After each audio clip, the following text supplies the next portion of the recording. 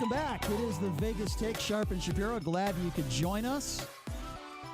What a great story that was last segment. If you missed any of that, check me out on Twitter at the Vegas Take. You know, a buddy of mine just sent me a picture of the Thomas and Mack Center right now, tip-off time against Air Force, and I swear to you, it looks like there are 500 people in the stands. I am not even joking, Ken. It is that bad.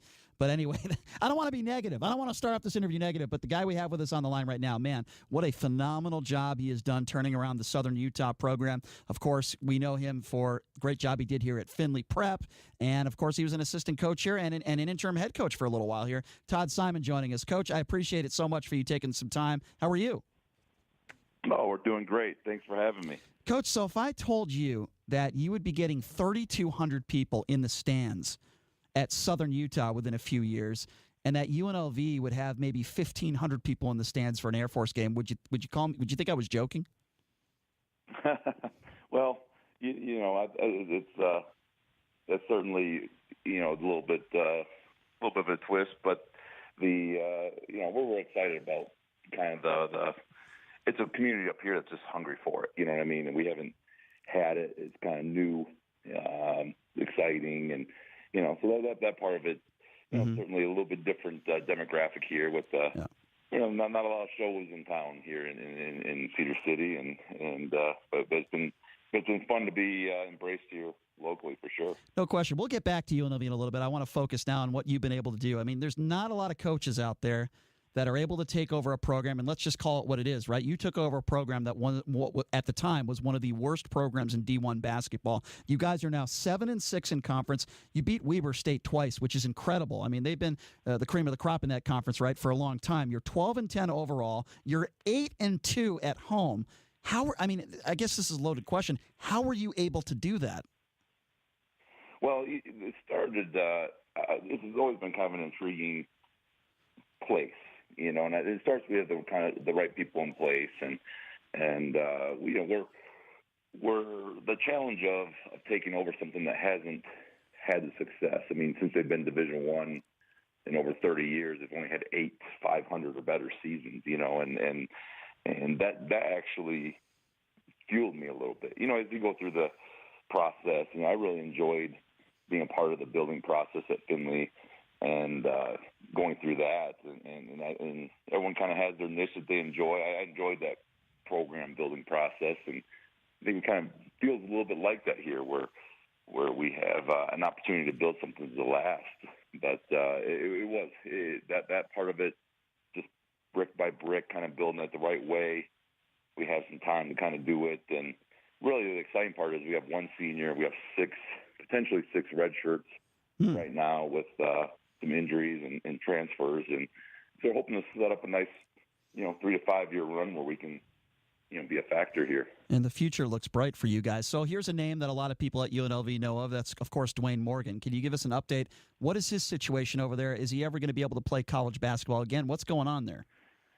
Yeah, it's been a rough go for him in college. Obviously, as part, there when he was just a young bull as a freshman, sophomore, and some of the injuries that he faced then, and obviously he's lost 3 seasons, to season-ending injuries in his career. So we're hopeful he'll get a medical red shirt, but he played with a torn labrum. When we played, he finished the Seattle game, our 3rd game of the year, and tried to play, against the Rebels down there. I remember. With a completely torn labrum and bone fragments. Doctor said if he threw a chest pass, his arm would come out. But there was absolutely no stopping him. He's such a determined kid. So he's tough as nails, and we're excited to have him back for another year. He's definitely ferocious. And by the way, the time he was on the floor at the Thomas and Mack Center, I thought he played great. And I didn't think the officials helped you out very much in that game. But you guys really fought. I was really impressed with just the fight, the way you guys just get after it. And I'm not surprised at that because that's the way you coached at Findlay. And, I'm really happy. And a lot of people here in Las Vegas are really happy with your success. No doubt about it. Okay, I got to throw a couple UNLV questions in. I know that is absolutely not your focus right now. But when I tell you, even when you were here, when Dave Rice was here, crowds were still pretty good. I mean, they dwindled down a little bit the last year or two of Dave Rice's tenure here. But, I mean, when I tell you, and you spent a lot of time in Las Vegas, that there's like 2,500 people in the Thomas and Mack Center. I mean, what goes through your mind when you hear stuff like that? Well, it's hard. It's a different time a little bit. You have the I'm just from outside, and obviously I'm not focused on anything that's going on there. And Marvin's a friend, and certainly support him. But there's a lot of competition for that buck, and it's hard to say. It's hard to say. And I have a family of 4 kids. I know how it can get expensive, and I know. There's a lot of factors that go into it, and certainly the past successes looms large, and it always kind of has. That's part of the allure of Brian Monroe basketball, and sure. I think sometimes also that chasing that can sometimes lead to inflated expectations sometimes too. So fair enough. It's a double-edged sword. Yeah, no, it is. No, fair enough. I just don't think that in my case, Todd, what I talk about on the radio every day is I understand you talk about money and families, and sometimes it's hard to pay for tickets. I get all that stuff. I never just understood the excuse of students not coming out. You guys seem to have great support from your students there at Southern Utah. That's the only thing that really I criticize, Todd, is when there's only 10 or 15 students in the Thomas and Mack. To me, that's just my opinion. I think that's inexcusable. Yeah, that's a different deal. It's sure. Hard, it's really hard. Probably, I'm sure they got a room of people trying to figure that out, as a lot of places do. But yeah, it's sure. Certainly it can be a challenge. It can be a challenge to get butts in the stands and all that, especially in this day and age. Yeah, it's also a challenge taking over a program that was one of the worst in the country and turning it into a program that's competing for a championship in conference. You were certainly able to do that. Let me ask you a few questions about some of the guys you recruited. Your thoughts on Pat McCaw? I know you brought him here to UNLV. Fantastic kid, great player. You know him better than anybody. Were you surprised that he didn't re-sign with the Golden State Warriors? What are your thoughts on that? Well, non-traditional, and I talk and text with Pat and his parents, and a little bit of a non-traditional move, but I certainly understand the business move. He's a confident young man that he stared at a situation, unique in being a second-round pick where, he had a chance to kind of find a loophole to become an unrestricted free agent by kind of forcing his hand. So after this year, he's going to be free to sign as he will, whereas as a restricted free agent, the Warriors can match whatever, and those guys very rarely get offers of significance. And, I think he stared at a lot of bodies. The Warriors are always going to be a team that's going to bring in, they brought in Nick Young. They're going to bring in guys that kind of dilute the pool a little bit because they're trying to win championships. And so I understood it from a business standpoint, what they were doing, and I got to give them credit. Anytime I'm one of those guys, if someone bets on themselves, with that kind of confidence, I'm all in. I'm all in regardless. He just kind of what he did. He said, I'm betting on myself, and this is going to pay off. Well, it certainly paid off for him throughout his career. Such a hard worker, such a great career at UNLV, and we always will wish him the best. Let me bring up another name for you, and a guy like Steven Zimmerman, who you coached here at UNLV. Good kid, good player. Did you think that perhaps he might have made a mistake by going to the NBA too soon? I know it's easy to Monday quarterback this thing, but he's a G League player now. Hasn't seen time really, a lot of time in the NBA. I know he spent a little bit of time in Orlando. But what are your thoughts on a player like that? And what would you, if you could turn back time, would you have told him and advised him to stay another year? It was tough. He had a tough situation, too. He was caught in a situation with a lot of moving parts, and it's very difficult in this business to kind of sign up for something that you don't know where you stand, So his options of coming back and maybe not knowing what the offense, what the role will be, what the, will he be valued by the next staff? That really changes things even as you do it. But at the same token, you get a chance to be drafted in the NBA. It's really, really difficult to say that you shouldn't do it. Yeah, that's understandable. Especially with injuries. Yeah.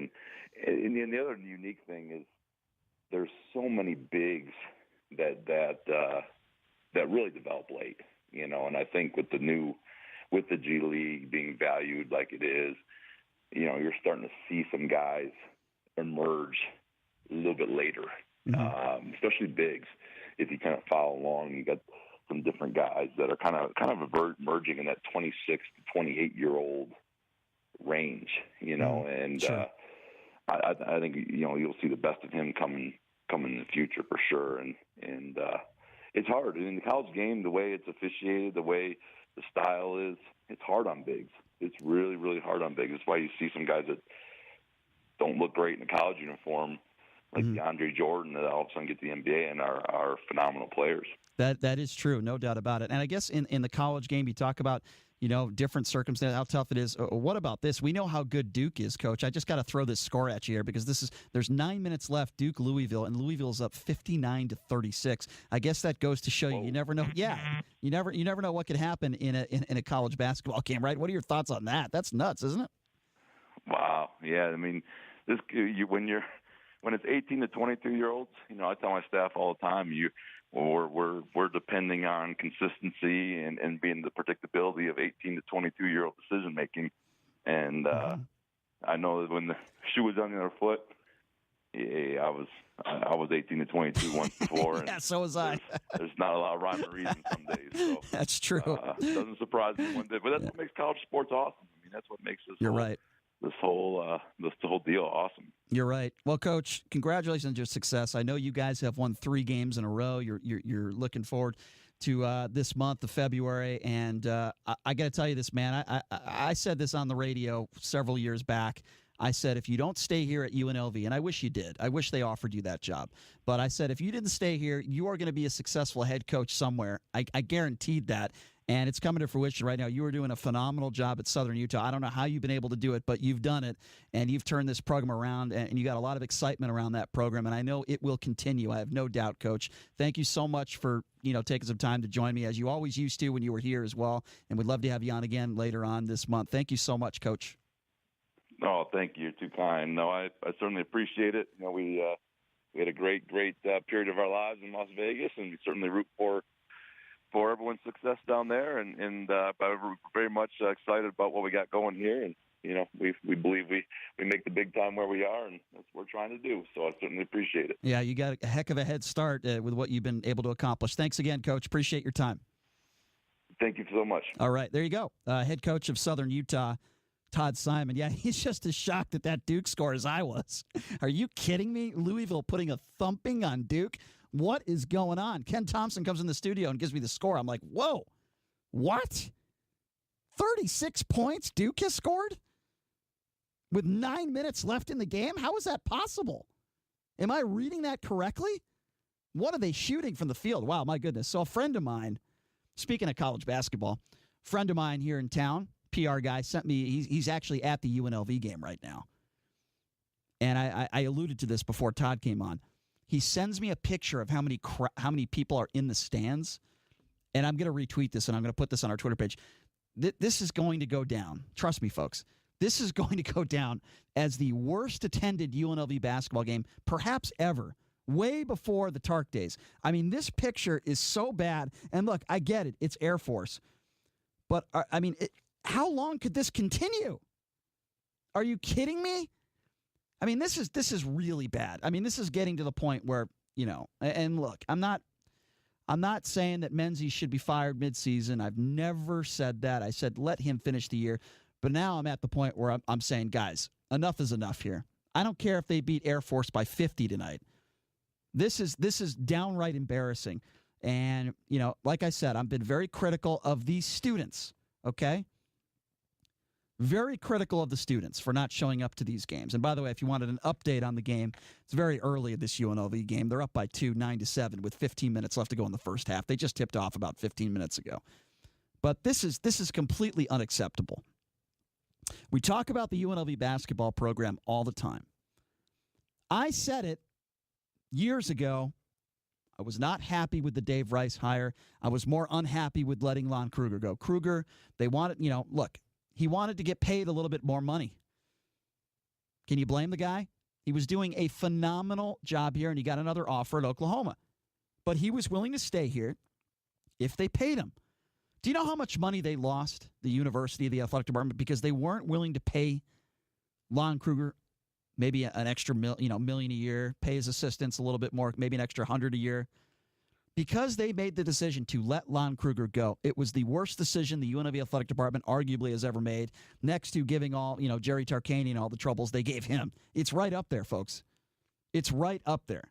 And they have paid for it, not tenfold, 50-fold. Because I believe if Lon Kruger was still the coach at UNLV, we would be a very, very relevant program still. Instead, we're barely breaking the top 200. We're giving up 106 points to Air Force on the road. We're getting thumped by Fresno State at home. We're losing to teams like Valpo and Loyola Marymount. It is unacceptable.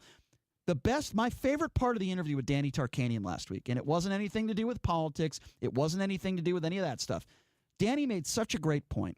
And, of course, he comes from the era where UNLV was competing for national championships. His father, the legend, Jerry Tarkanian. Danny looks me in the eye and he says, look, he talks to all these fans that say, hey, we got to get back to the NCAA tournament. UNLV's got to get back to postseason. And Danny gets angry at that, and his response to that was, no, we shouldn't get back to the NCAA tournament. We should be competing for Final Fours. And he's right. This is UNLV basketball. It is a storied franchise. Okay, what is it, the fifth winningest program in basketball, college basketball history? This is UNLV basketball. We shouldn't be happy if we make the NIT. We shouldn't be happy if we get to the NCAA tournament and lose in the first round. That shouldn't be what UNLV basketball is all about. And you have to ask yourself this question for people that support Marvin Menzies. Ask yourself this question. Is this the right guy for this job? Is this the guy that is not only going to win Mountain West Conference championships, but is this the guy that is going to get us to the NCAA tournament and actually win games? Is this the right guy? Ask yourself that question. If the answer is yes, I disagree with you wholeheartedly, 100%. And I truly believe that it is already set in motion. I truly believe on the sources that I have, I shouldn't say I believe, from the sources that I have, that it is already set in motion that there is going to be a new UNLV basketball coach next year, barring a miracle in the Mountain West Conference tournament. Ain't going to happen. Not with these guys. It's not going to happen. So who's going to be the right guy for the job? Well, I've talked about this on and on again. I'll tell you who they can't hire. Let's start with that.